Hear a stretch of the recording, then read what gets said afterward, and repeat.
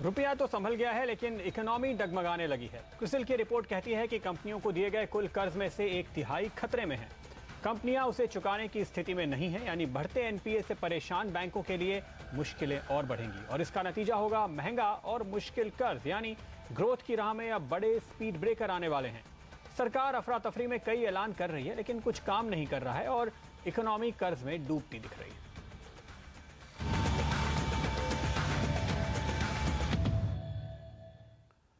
तो आगे के लिए क्या आउटलुक दिखता है, इस पर चर्चा करने के लिए हमारे साथ इंडस्ट्री चैम्बर एसोचैम के प्रेसिडेंट राणा कपूर, थर्मेक्स के CMD Unnikrishnan, senior economist Rajiv Kumar और पंजाब नेशनल बैंक के सीएमडी केआर कामत मौजूद हैं। शुरुआत करेंगे यहाँ पर राजीव कुमार जी आपके साथ। हालात इतने खराब हो गए रुपए को लेकर के और तब आरबीआई ने अफरा तफरी में बहुत सारे कदम उठा दिए। ऐसा नहीं लगता कि अगर वक्त पे ध्यान दिया जाता, करंट अकाउंट डेफिसिट को इग्नोर नहीं करते, केवल महंगाई देख करके रेट काटने ना शुरू करते तो शायद ये दिन नहीं आता? नहीं, इसमें आरबीआई की गलती मेरे ख्याल में नहीं है, क्योंकि ये गलती जहाँ तक मैं समझता हूँ सरासर सरकार की है और सरकार के उन अर्थशास्त्रियों की है जिनको इस बात से कई बार अवगत कराया जा चुका था। मुझे खूब याद है कि सन 2011 जुलाई में एक सेमिनार हुआ था जिसमें chief economic adviser Kaushik Basu थे और ये इंडियन स्टैटिस्टिकल इंस्टीट्यूट में हुआ था। और उस सेमिनार के बीच में मैं तब फिक्की का सेक्रेटरी जनरल था और मैंने कहा था कि देखिए ये निवेश की हालत दिन पे दिन बिगड़ रही है और अगर कुछ नहीं किया गया तो इन्वेस्टमेंट ख़त्म हो जाएगा। मगर उस समय बात सब लोगों ने अनसुनी कर दी। और ये चीज़ ये ऐसी नहीं है कि ये जो हालात अभी बिगड़े हैं ये पिछले हफ्ते बिगड़े हैं या 1 महीने पहले बिगड़े हैं। ये चीज़ 2 साल से सामने है कि आर्थिक व्यवस्था, आर्थिक हालात हमारे बहुत बद से बदतर होते जा रहे थे। मगर मुश्किल ये है कि कोई भी इस बात को समझता ही नहीं था। सबके जहन में ये था कि कैसे ही 7% 6% ग्रोथ हो जाएगी और हर समय कहा यही जा रहा था कि नहीं बस अब कल को ठीक होने वाला है, अब अगले सप्ताह ठीक हो जाएगा। तो ये हमारी जो कार्यशीलता है, जो ना कुछ कर पाने की जो हालात रहे पिछले 3-4 साल से, ये उसका नतीजा है। और मुझे अफसोस है कि ये इतनी आसानी से ठीक होंगे भी नहीं और ये जो क्राइसिस के कदम उठाए जा रहे हैं उससे जो है वो जो थोड़े दिन तो हालात और ख़राब होंगे सुधरने से पहले। आप कह रहे हैं कि सरकार की गलती है, लेकिन चिदंबरम साहब को अब 1 साल होने आया। उन्होंने आने के बाद लगातार बहुत सारे कदम उठाए हैं जिसके लिए उनको श्रेय देना ही पड़ेगा। पर हाल में चिदंबरम साहब ने एक भाषण में ये कहा कि दरअसल 2008 की मंदी के बाद उस वक्त प्रणब मुखर्जी ने जिस तरह से काफ़ी बड़े स्टिमुलस दिए, उसके चलते आज ये ऐसी स्थिति पैदा हो गई कि महंगाई काबू में नहीं आ रही थी। महंगाई काबू में आई तो अब करंट अकाउंट डेफिसिट हाथ से निकल गया। मैं इससे सहमत नहीं हूँ, क्योंकि सच बात तो ये है कि सबसे बड़ा स्टिमुलस हमारी सरकार ने 2008 के बजट में दिया था, जो कि क्राइसिस से पहले था, जिसमें कि 3.5% ऑफ जीडीपी से उन्होंने पब्लिक एक्सपेंडिचर बढ़ा दिया था। अगर आप आंकड़े देखें तो आपको नज़र आएगा कि सेकेंड हाफ ऑफ 2008-9 में 40% से पब्लिक एक्सपेंडिचर बढ़ा था, जिसका कि सारा का सारा प्रावधान उस साल के बजट में था। जिस साल आपको याद होगा कि किसानों का सारा ऋण माफ़ कर दिया गया था, छठी पे कमीशन लागू हुई थी, नरेगा में 60,000 करोड़ दिए गए थे। और वो सब इस वजह से किया गया था कि 2009 की मई की इलेक्शन की तैयारी थी। और उस ज़माने में मैंने कहा था कि ये जो इतनी ज़्यादा फिस्कल प्रोफ्लिगेसी हो रही है उसका असर हम लोगों को पड़ेगा और वो असर आज हम देख रहे हैं। तो जितना एक्सपेंशन लेमन क्राइसिस से पहले हुआ उसका बहुत कम लेमन क्राइसिस के बाद हुआ। चलिए, इंडस्ट्री के ऊपर जो कुल मिलाकर इन सारी चीज़ों का असर पड़ा है उसकी चर्चा करते हैं। कैपिटल गुड्स कंपनी थर्मेक्स के सीएमडी उन्नीकृष्णन साहब हमारे साथ मौजूद हैं। उन्नीकृष्णन जी, इंफ्रास्ट्रक्चर ज़्यादातर जो कंपनियां हैं, खासतौर पे पावर सेक्टर की जो कंपनियां हैं, वो ऐसा लग रहा है कि कर्ज के काफ़ी बड़े बोझ में हैं और ऐसे में बढ़ती हुई ब्याज दरें उनके लिए और भी दिक्कत बढ़ाएगी। कुछ ऐसे भी कंपनियां हैं जिनका डेट इतना ज़्यादा है, उनकी ज़्यादा हिस्ट्री नहीं है बड़े लंबे बैलेंस शीट की, उनकी बहुत बड़े तकलीफ होने वाला है। वो कुछ लिमिटेड कंपनीज रहेंगे, 4-5 जरूर रहेंगे जिनका डिफिकल्टी रहेगा। तो ऐसी कंपनियां काफ़ी हैं और कामत साहब, इनफैक्ट क्रिसिल की जो रिपोर्ट निकली है उसमें बताया गया है कि कंपनियों को कर्ज चुकाने में काफ़ी दिक्कत होगी। बड़ी संख्या में कंपनियां ऐसी हैं। आपके अपने बढ़ते हुए एनपीए और रीस्ट्रक्चरिंग के आंकड़े इसी तरफ इशारा कर रहे हैं। तो आपका क्या अंदाज़ा है, अब आगे आने वाले क्वार्टर्स में ये सब कुछ रिफ्लेक्ट होगा आपके एनपीएज में? और नहीं, हमने भी ये रेटिंग एजेंट्स की रिपोर्ट पढ़ी है। हम इसको ध्यान में रखेंगे। जो भी आगे कदम हम उठाएंगे इसको ध्यान में रखकर हर कस्टमर का जो अकाउंट हम परखते हैं तभी देखेंगे कि इसका क्या, what is this position, and अगर हमारा उनका मदद करने से अगर सच्ची उनका जो तकलीफ है दूर हो सकती है, अगर हमारी मदद से उनके तकलीफें दूर हो सकते हैं, ज़रूर हम ऐसे कदम उठाएंगे। नहीं तो हमें देखना पड़ेगा कि क्या इन अकाउंट्स का क्या हाल है। It is not possible for us to generalize and talk on this subject. We may have to do account by account review on these accounts. नहीं, मदद तो आप कर ही रहे हैं क्योंकि बैंक्स रीस्ट्रक्चरिंग करते हैं। अगर आप हमें एक अंदाजा दें कि कितनी रीस्ट्रक्चरिंग आपने इस क्वार्टर में की है और एक कैसी पाइपलाइन आप देख रहे हैं कि कितनी और रीस्ट्रक्चरिंग इस क्वार्टर में या अगले क्वार्टर में होगी? अब तक आई थिंक दिस क्वार्टर में हमारा रीस्ट्रक्चरिंग रहा 2,700 करोड़ एंड कुल मिलाकर हमारा रीस्ट्रक्चर्ड बुक रहा है 34,500 करोड़। एंड अब तक जब ने जो रीस्ट्रक्चर किया उसमें हमारा करीब 13.5% एनपीए में स्लिप हुआ है। अभी फिलहाल में हमारे साथ कोई बड़ा रीस्ट्रक्चरिंग प्रपोजल हाथ में नहीं है कोई अभी इस क्वार्टर के लिए। अभी जो आगे आता है उसे देखना पड़ेगा। बिल्कुल। राणा कपूर साहब, आपकी राय लेना चाहेंगे। आप बैंकर तो हैं ही और साथ ही साथ एसोचैम के प्रतिनिधि होने के नाते पूरी इंडस्ट्री को रिप्रेजेंट करते हैं। जिस तरह से इंडस्ट्री की बुरी हालत है, ऐसे में आरबीआई ने हाल में जो सख्त कदम उठाए हैं, सिस्टम से लिक्विडिटी और कम हो गई है, इससे कंपनियों को किस तरह की दिक्कत होने वाली है? इसमें जो आपने देखा है रिजर्व बैंक ऑफ इंडिया के मेजर्स पिछले हफ्ते और इस हफ्ते रहे हैं, ये एक करेंसी स्टेबिलिटी का एक नेगेटिव लूप सा बन गया था, उसको सुधारने के लिए और ये जो स्पेकुलेशन थी करेंसी को उसमें उधार लाने के लिए ये स्टेप्स लिए गए हैं। तो इसमें जो रेट बढ़ा है, बैंक रेट जो बढ़ा 2% टू 10.25%, इससे जो इम्पैक्ट है ये इतना लिक्विडिटी में इतना इम्पैक्ट नहीं है जितना ये बनाया जा रहा है प्रेस में। क्योंकि जो रियलिटी है, रियलिटी में अगर आप देखें कि जो एनडीटीएलएस सिस्टम का जो 7,70,000 करोड़, उसकी 35,000 करोड़ का एक एलएएफ की एलिजिबिलिटी बनती है बैंकिंग सिस्टम में, compare to borrowings of only 75 to 90,000 crores till recently, and that is available at 7.25%. So एक तो I wanted to repeat this point that up to 35,000 crores is available at the repo rate of 7.25%.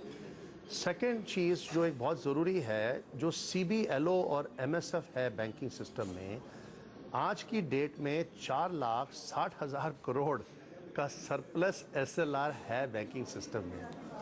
जो MSF और CBLO market में जहाँ पे instant liquidity banks को मिल सकती है, तो ऐसा कोई लिक्विडिटी में कोई हर्जा नहीं है।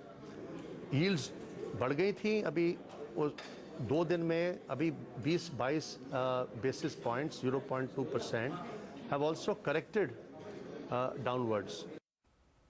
ओके, यानी ऐसा नहीं है कि पूरी तरह लिक्विडिटी चोक हो गई है। थोड़ी ऑप्टिमिज्म राणा कपूर साहब यहाँ पे लेकर चल रहे हैं, लेकिन इंडस्ट्री के सामने कैसी वाकई दिक्कतें पेश आ रही हैं, इसको और करीब से समझने की कोशिश करेंगे। चर्चा जारी रहेगी एक छोटे से ब्रेक के बाद।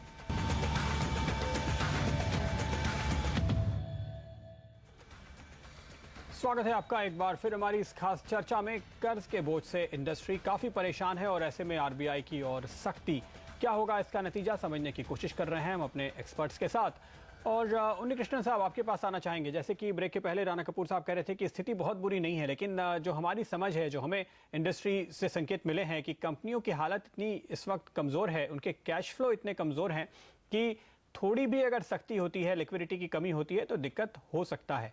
अब जबकि कर्ज सस्ता होने के आसार कम हैं और अगर रेट और बढ़ गए या कर्ज मिलना मुश्किल हो गया तो इंडस्ट्री इसको कैसे बर्दाश्त करेगी? मेरा ख्याल से इसके आगे अगर इंटरेस्ट रेट को बढ़ाएंगे तो हिंदुस्तान का इकोनॉमी को बहुत नेगेटिव असर पड़ेगा, क्योंकि आज का दिन में ही नेगेटिव सेंटिमेंट्स प्रिवेलिंग है और इन्वेस्टमेंट साइकिल बहुत धीमी चल रहे और मेरा ख्याल से आगे जाके बड़े कोई भी प्रोजेक्ट आने वाला नहीं रहेगा। इसमें से दो तरीके का प्रॉब्लम है। एक तो अपना जहां डिमांड की कुछ कमी नहीं है, अवेलेबिलिटी की कमी हो जाएगा तो सेकेंडरी इन्फ्लेशन होने की उम्मीद है। और दूसरा ये है कि manufacturing is the one which creates a maximum number of jobs in the country. अगर मैन्युफैक्चरिंग सेक्टर में, इंफ्रास्ट्रक्चर सेक्टर में इन्वेस्टमेंट अगर नहीं होगा, नौकरी कहां से मिलेगा हिंदुस्तानी को? बिल्कुल। तो कामत साहब, आरबीआई के इन कदमों से हालात और बिगड़ेंगे, ऐसा ही लग रहा है? जो आरबीआई ने जो कदम उठाए हैं उसकी जरूरत उस समय पर थी क्योंकि हमारी rupee was depreciating very heavily and as a country we could not have afforded the rupee sliding like that because we have a lot of imports happening. So जो आरबीआई ने जो कदम उठाई उसकी रिजल्ट के जरिए अभी तो रुपी is well below 60 now and इसके लग रहा है कि इसको हम इस लेवल पर स्टेबलाइज कर पाएंगे। There is a temporary stress that has come on the liquidity side. I'm sure that as things go along, these things will roll back. Now, the temporary problem we may have to happen, we will have to see. If any of the customers require some temporary support arising out of this, as a bank, we will definitely try to stand by them. ठीक है, आप ये मान रहे हैं कि जरूरत थी इसलिए कदम उठाए गए, लेकिन जहां तक बैंक का सवाल है, चाहे आपके बैंक का या पूरी इंडस्ट्री का, एनपीएज इस क्वार्टर में और बढ़ेंगे, ये मानना चाहिए अब? नहीं, ऐसा बोलना ठीक नहीं है कि एनपीए इस क्वार्टर में और बढ़ेगी, वैसे ही रिकवरी भी हो जाएगी। So we will be in a position to balance, but what I am saying is that जब इकोनॉमी की कंडीशन और थोड़ा इंप्रूव हो गया तो the pressure on asset quality will ease. Okay, economy की सिचुएशन इंप्रूव हो ये उम्मीद तो जरूर है, लेकिन फिलहाल जो सबसे बड़ी दिक्कत है उन्नीकृष्णन साहब वो ये कि इंडस्ट्री दरअसल शायद कम्पिटिटिव ही नहीं रह गई है। क्योंकि आप देखिए जिस तरह से करंट अकाउंट डेफिसिट बढ़ा है उसकी वजह यह है कि बाहर से हम बहुत सारी ऐसी चीजें मंगा रहे हैं जिसकी जरूरत नहीं है। गोल्ड और ऑयल ठीक है, लेकिन अगर अब ग्रोथ लौटती भी है तो शायद इंपोर्ट और बढ़ेगा, क्योंकि कॉम्पिटिटिवनेस ही अगर नहीं है तो लोग फिर से इंपोर्टेड माल ही खरीदेंगे। ऐसा नहीं कि मैच्योर्ड इकोनॉमी है जो किसी से भी हम लड़ सकता है करके, तो जरूरत है हिंदुस्तान की कंपनियों को अपना गवर्नमेंट का सहायता का, वो देना ही चाहिए जरूर। और इंपोर्ट का ऐसा नहीं बता रहा कि बैन करोगे, कभी ऐसा मत करो, हम WTO का मेंबर है, पर कुछ आइटम में लेवल प्लेइंग फील्ड होना चाहिए। जो फैसिलिटी बाहर की कंपनियों को, बाहर की कंट्री की कंपनियों को मिलता है, हिंदुस्तान का कंपनी को भी मिलना चाहिए, बस उतना ही हमारा उम्मीद है। तो आप कह रहे हैं कि सरकार की मदद की जरूरत है, खासतौर पे आपके सेक्टर में अगर हम देखें तो चीन से काफी ज्यादा पावर इक्विपमेंट मंगाए जा रहे हैं, उसके चलते आपको लगता है कि एक प्रोटेक्शन की जरूरत है इंडस्ट्री को? सवाल पूछूंगा, चाइना में कितना उन्होंने पावर इक्विपमेंट बाहर की कंट्रियां से इंपोर्ट किया? एक भी किया है क्या? पूरा उसका जो पिछले 20 साल की हिस्ट्री देखेगा तो एक भी इंपोर्ट नहीं किया। तो हम ऐसा कंट्री क्यों बने कि हम पूरा इंपोर्ट ही करेंगे, अपना हिंदुस्तान की कंपनियों को सपोर्ट नहीं करेंगे? तो जरूर करना चाहिए हिंदुस्तान का कंपनियों को। लेकिन उन्नीकृष्णन साहब, प्रॉब्लम यह है कि चीन केवल सस्ता माल ही नहीं दे रहा, सस्ता लोन भी दे रहा है।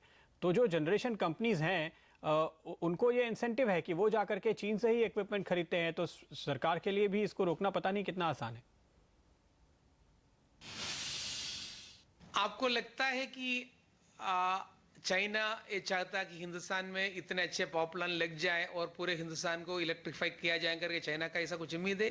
हर एक चीज जो पैसा लोन पे देता है, जो उसके साथ में इक्विपमेंट लाता है, उनकी कंट्री का बढ़ावे के लिए, उनका फायदा के लिए करता है। तो शायद हमको अच्छा लगता रहेगा आज का दिन में चाइनीज लोन और चाइनीज इक्विपमेंट, पर जो भी इधर खरीदा है चाइनीज इक्विपमेंट, वो डेवलपर्स, उनसे आप अगर बात करें और प्लान जो तरीके से चल रहे हैं, आपको पता चलेगा कि कमती भाव में जो आता है उसका क्वालिटी क्या है करके।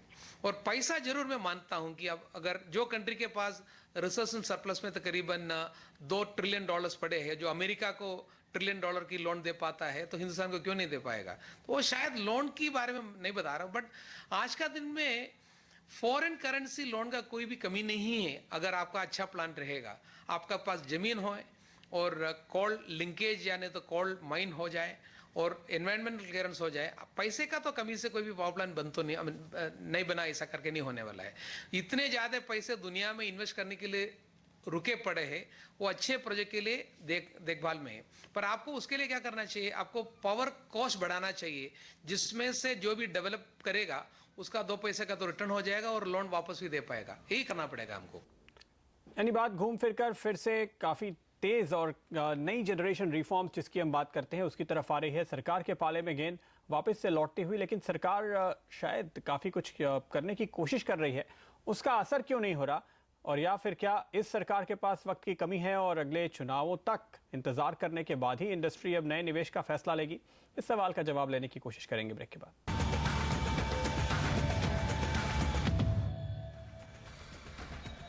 स्वागत है आपका एक बार फिर इस चर्चा में, जहां हम देख रहे हैं कि इंडस्ट्री की काफी कमजोर हालत के बावजूद आरबीआई रुपए को थामने के लिए जो कोशिशें कर रहा है, उसके चलते एक बार फिर से डर है कि कंपनियों पे कर्ज का और बैंकों पे एनपीएस का बोझ बढ़ जाएगा। राजीव कुमार जी, ऐसे में पूरी तरह से फोकस होगा रुपए पे। इतने जो कदम उठाए गए सोने का इंपोर्ट रोकने के लिए और अब लिक्विडिटी स्क्वीज करके, आपको क्या उम्मीद है कि ये कामयाब होंगे और फाइनली 60 के स्तर के आसपास रुपया स्थिर हो जाएगा? अगर कामयाबी का मापदंड सिर्फ रुपए की वैल्यू है तो हाँ, ये ज़रूर है कि हम लोग शायद 60-61 पे रुक जाएं, मगर कुछ दिन के लिए, कुछ समय के लिए। मगर रुपए की जो वैल्यू है वो स्पेकुलेशन से और मॉनेटरी टाइटनिंग या ईजिंग से ही नहीं उस पर निर्भर है, उस पर मुनस्सर नहीं होती है। ये इकॉनमी के स्ट्रक्चरल फैक्टर्स के ऊपर ज़्यादा निर्भर होती है। और अगर आने वाले दिनों में भगवान ना करे ऐसा हो, मगर अगर हमारी बैंकिंग व्यवस्था और हमारी आर्थिक ग्रोथ की दर जो है वो और कम हो जाएगी, तो मुझे लगता है कि रुपए पे ज़्यादा और दबाव ज़्यादा पड़ेगा, कम नहीं पड़ेगा। क्योंकि इसमें जो अंततोगत्वा इसमें हमें अपना जो एक एक्सपोर्ट और इंपोर्ट का बैलेंस है, अपनी सेविंग्स हैं जिसको फाइनेंशियल सेविंग कहा जाए, वो जो फंडामेंटल फैक्टर्स हैं उनकी जब तक बेहतरी नहीं होगी तब तक ये जो टेम्परेरी जो काम है, जो कदम है, उनसे असर नहीं पड़ेगा। ये कुछ उस तरह की हालत है कि आप बुखार को क्रोसिन दे के कम कर दो, मगर जो इन्फेक्शन है उसे कम ना करो। तो उसके लिए तो मुझे लगता है कि जो सख्त कदम हैं और जो असली रिफॉर्म के कदम हैं वो उठाना ही पड़ेंगे। उसके बिना रुपए पे दबाव आने वाले दिनों में शायद बढ़ ही जाएगा, कम नहीं होगा। फिलहाल तो और ज़्यादा क्रोसिन के डोज ना मिले, इस बात का डर लोगों को ज़्यादा है। तो राणा कपूर साहब, जब रुपया 60 पे सेटल होता लग रहा है, तो क्या अब आरबीआई को थोड़े दिन के लिए ग्रोथ पर फोकस नहीं करना चाहिए, लिक्विडिटी बढ़ाने की ओर, इन्वेस्टमेंट को फैसिलिटेट करने की ओर ध्यान नहीं देना चाहिए? देखिए, आप जो टाइटनिंग समझ रहे हैं, इतनी टाइटनिंग नहीं है। ये एक स्पेकुलेशन जो है ना, जैसे मैं कह रहा था, ये फॉरेन एक्सचेंज में ये स्टेबिलिटी लाने के लिए ये एक्शन स्टेप्स, जो वेरी स्पेसिफिक एक्शन स्टेप्स लिए गए हैं। या आपने जो देखा है, जो रीपो का डायरेक्शन है या सीआरआर का डायरेक्शन है, वो अनचेंज डायरेक्शन है। सो ऐसा नहीं है कि लिक्विडिटी में कोई हर्जा आया है, कोई तकलीफ है बैंकिंग सिस्टम में। कल भी अगर आप कल का रेट देखेंगे, 7.5% average call money market rate था कल। और कोई किसी ने अभी एमएसएफ की विंडो एक्सरसाइज नहीं करी है। सो इसमें liquidity is not the issue. The issue is confidence and understanding of these Reserve Bank of India measures, that their specific target is currency stability. It is not to hamper or choke liquidity. It is not to slow down growth. There is enough availability. In fact, banks are looking for growing and looking for new opportunities to lend. So this is a short-term aberration that we have to live with. In a macroeconomic cycle, we have to live with this situation. के are Kamat साहब, आप भी ऐसा ही comfort देख रहे हैं? Liquidity में जो कमी हुई है उसके चलते कहीं ब्याज दरों में, डिपॉजिट में बढ़ोतरी की कोई योजना तो नहीं है? See, this decision is to be taken by each bank depending upon their liquidity position. हमारे बैंक में हम लास्ट 9 महीने से लगातार हम लिक्विड रहे हैं। टू दैट एक्सटेंट हमें अभी कुछ लिक्विडिटी का प्रेशर नहीं है। इसकी वजह से हम अभी कुछ एक्शन नहीं ले रहे ऑन द लिक्विडिटी फ्रंट। जिन बैंकों को इमीडिएट लिक्विडिटी का प्रेशर रहते हैं, they may have to necessarily then increase the short term deposit rate. Since हमारे बैंक में ये ऐसी प्रेशर नहीं है, इसकी वजह से हम short term liquidity, short term interest rate बढ़ाने का कुछ सोच नहीं रखा है. So we are waiting and watching on the market. अभी तो हम बोथ लेंडिंग साइड और डिपॉजिट साइड में इंटरेस्ट रेट कुछ चेंज करने का सोच अभी तक हमारे पास नहीं है. लेकिन कामत साहब, अगली क्रेडिट पॉलिसी में अब आप क्या उम्मीद कर रहे हैं? कुछ और एक्शन हो सकता है ब्याज दरें CRR बढ़ाने का? हम तो उम्मीद करते हैं कि आरबीआई का पॉलिसी में स्टेटस को रहेगा and there may not be further tightening which may happen. Okay. लेकिन राजीव कुमार जी, जो अब तक स्थिति नजर आई है, जिस तरह से रेट टाइटन हुए हैं, उसके चलते कुछ एक बैंकों ने जो पहले रेट घटा रहे थे वो अपना फैसला टाल दिया है. कहीं डिपॉजिट के रेट बढ़ाए भी गए हैं. इंडस्ट्री के जो हालात हैं, जैसे कि उन्नीकृष्णन साहब बता रहे हैं, तो ऐसे में क्या 5% की ग्रोथ भी मुश्किल होगी इस बार? मुश्किल पहले से था और मेरे ख्याल में आरबीआई ने जो कदम उठाए हैं, जो कि शायद ज़रूरी थे रुपये के फ्री फॉल को बचाने के लिए, उससे जाहिर है कि ग्रोथ का माहौल और ख़राब होगा, इन्वेस्टमेंट और कम होगा और आने वाले महीनों में ग्रोथ पर असर ज़रूर पड़ेगा. तो मिस्टर उन्नीकृष्णन, अब सरकार 18 महीने से इकोनॉमी को रिवाइव करने की कोशिश कर रही है, तो क्या उसका कोई असर पड़ता हुआ नहीं दिख रहा है आपको अभी तक ग्रोथ पे? हमारा 18 महीने से चालू है कि हमारा नेगेटिव चल रहे. 8.5-9% से अभी 5 के नीचे आके रुका है. अभी भी हमारे लोग अभी तक बैठे रहे हैं कि और बोलते हैं कि करेंगे करने. ऐसा बोलने से क्या होगा? रिवर्सल तो होना ही चाहिए. हिंदुस्तान जैसे कंट्री की जिसकी कैपेबिलिटी है 7-8%, मैं नहीं सा बोलूँ कि 9-10%, 6-7-8% की ग्रोथ की उम्मीद है. वो कंट्री को अगर आप 5% के नीचे ग्रोथ की अलाउ करेगा, मतलब गलती है. तो सरकार का ये जिम्मेदारी है कि जीडीपी ग्रोथ, मतलब ओवरऑल इकोनॉमिक ग्रोथ का तरफ ध्यान दे और काम करें. कामत साहब, कितनी ग्रोथ की उम्मीद आप रखते हैं इस साल के लिए?